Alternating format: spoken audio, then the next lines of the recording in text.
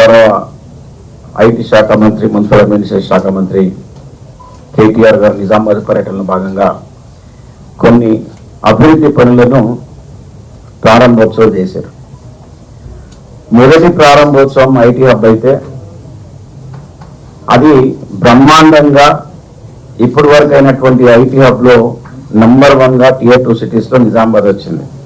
దాని మీద ఈరోజు అరవింద్ గారు మాట్లాడినటువంటి కామెంట్ ఏంటంటే 25,000 స్క్వేర్ ఫీట్లు 5 సంవత్సరాలు కడతారా అని క్వశ్చన్ చేసిండు. మరి మీ ఇంట్లోనే రాజకీయం 40-50 సంవత్సరాల నుంచి ఉందని గొప్పగా చెప్పుకునేటటువంటి నువ్వు మరి ఇప్పటిదాకా కనీసం నీకు ఆలోచన వచ్చిందని బుర్రకని అడుగుతున్నా. అదేవిధంగా స్వయంగా నువ్వే ఎంపీ అన్నావు కదా, కేంద్రం నుంచి నువ్వు ఎందుకు చేయలేకపోయినావు అని చెప్పేసి ప్రశ్నిస్తున్నా. 280 మంది ఉద్యోగస్తులు చేరితే 80 మంది సుముఖంగా లేరు అని చెప్పేసి మాట్లాడుతున్నాం. మరి 700 మంది సిద్ధమైందని చెప్పేసి మేము మాట్లాడుతున్నాం. అంటే ఐటీ హబ్ సక్సెస్ కావద్దు, దాంట్లో ఉద్యోగస్తులు చేరొద్దు, యువతకు ఉద్యోగాలు రావద్దు. రెండవ ఇనాగ్రేషన్ రఘునాథ్ చెరువు, మినీ ట్యాంక్ బండ్. స్వయాన మున్సిపల్ అడ్మినిస్ట్రేషన్ శాఖ మంత్రి తెలంగాణలో ఇక్కడ ఏమున్నాయో వారికి అన్ని కూడా తెలుసు కాబట్టి హైదరాబాద్ లో ఉన్నటువంటి ట్యాంక్ బండ్కు ఏమాత్రం తగ్గకుండా ట్యాంక్ బండ్ నిజామాబాద్లో నిర్మించిందని చెప్పేసి కితాబిచ్చింది. ఈయన ఏం మాట్లాడిన దాని మీద అంటే ఏదో ఒక రోజు కట్ట తెగిపోతుంది అన్నాడు. 400 సంవత్సరాల కింద కట్టినటువంటి చెరువు, ఇది కాకతీయుల కాలంలో కట్టినటువంటి చెరువు, దాన్ని స్ట్రెంథనింగ్ చేసి మేము బ్యూటిఫికేషన్ చేస్తే ఆయన మనసులో ఉన్నటువంటి మాట ఏంటంటే ఇట్లాగూ బ్యూటిఫికేషన్ చేయడం మాకు చేత కాదు, కనీసం కూలిపోవాలని కోరుకున్నాం అని చెప్పేసి ఆయన రోజు రామభక్తుడు కాబట్టి శ్రీరాముడికి మొక్కుతున్నాడు. కూలిపోవాలని కూడా స్టేట్మెంట్ ఆయన ప్రెస్ మీట్ లో మాట్లాడినటువంటి మాట.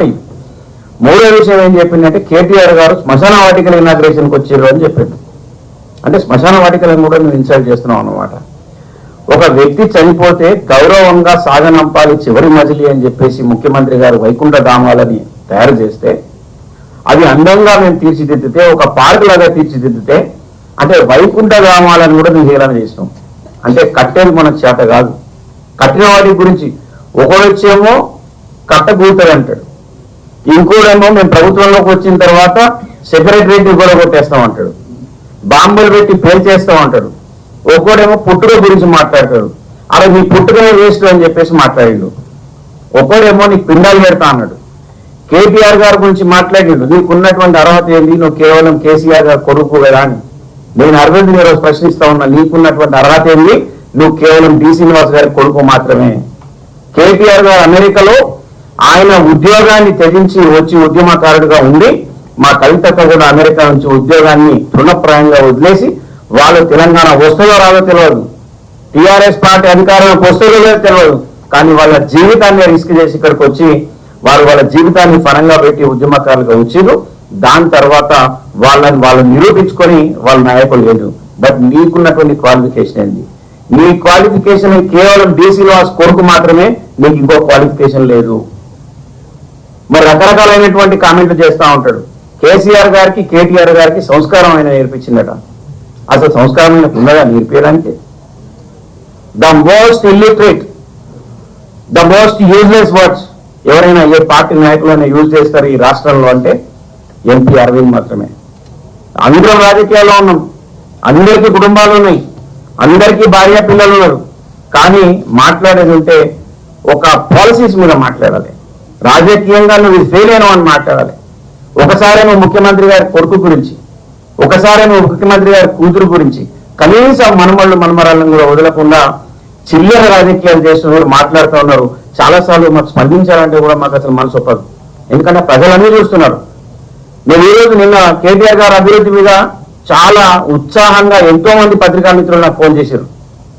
అన్న ఎమ్మెల్యే గారు, చరిత్రలో జరిగినటువంటి అభివృద్ధి జరిగింది, స్వయాన మున్సిపల్ శాఖ మంత్రి గారు రాష్ట్రం అంతా ఆయనకి ఎక్కడేమో తెలుసు కాబట్టి ఆయన కితాబ్ ఇచ్చిందంటే మామూలు విషయం కాదు అని చెప్పేసి మా బాజిరెడ్డి అన్న చెప్పినట్టు నీకు దమ్ముంటే ఇంకా 4 చెరువులను నువ్వు అభివృద్ధి చేయి, నీకు దమ్ముంటే కేంద్రం నుంచి తీసుకొచ్చి ఇంకా 4 వైకుంఠ ధామాలు చేయి.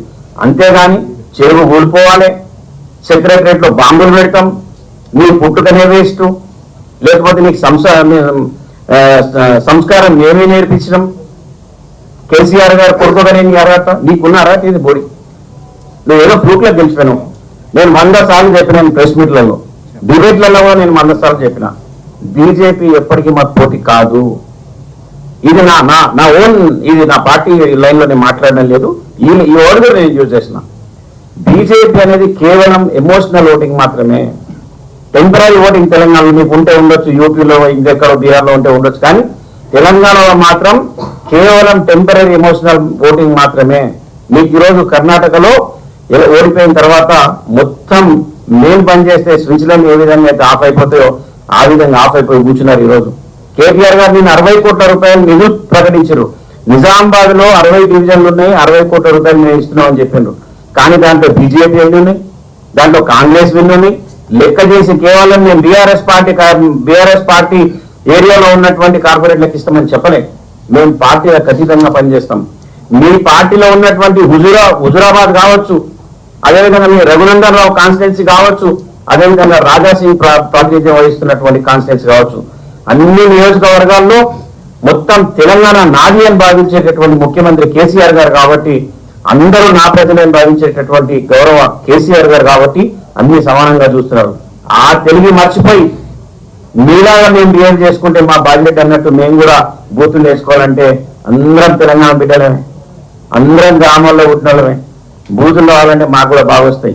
చాలా ఆలోచించి రాజకీయాల్లో ఉన్నాం కాబట్టి హుందాగా ఉండాలనేటటువంటి ఉద్దేశంతో మేము కూడా నోరు ఇప్పడం లేదు. ఇప్పటికైనా నోరు అదుపులో పెట్టుకొని అభివృద్ధి దిశలో ఉండాలి. కానీ ఒకవేళ అభివృద్ధిని ఏదైనా చేస్తే రేపు పొద్దున ప్రజలు నవ్వుతారు. ప్రజలే అన్ని చూస్తున్నారు. నిన్న జరిగిన అభివృద్ధి చూసిర్రు, ఈ రోజు ఆయన మాట్లాడినటువంటి కామెంట్ చూసిర్రు. ఈ రేవంత్ రెడ్డి అయినా అరవింద్ అయినా ఎవరైనా ఒళ్ళు దగ్గర పెట్టుకొని మాట్లాడితే బాగుంటుందని చెప్పేసి మేము సూచిస్తా ఉన్నాం.